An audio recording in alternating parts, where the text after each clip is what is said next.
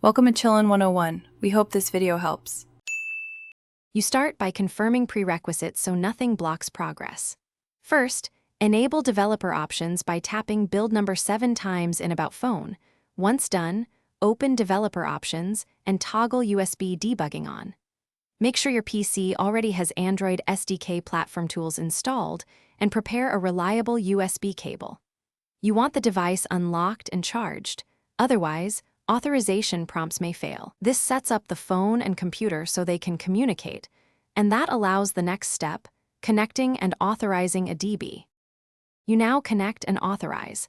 Plug the phone into the PC with the USB cable, and if asked, choose File Transfer, MTP. On your computer run Adb devices, you should see an unauthorized device entry and an RSA key prompt appears on the phone. Accept that prompt to authorize this computer. Once authorized, Adb Devices lists the device as device.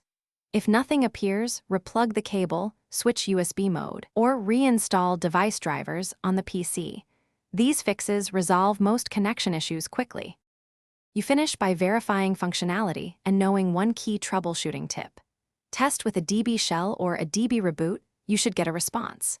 If commands hang, toggle USB debugging off and on, or revoke USB debugging authorizations in developer options and reauthorize the PC. Make sure OEM unlocking setting isn't interfering if present.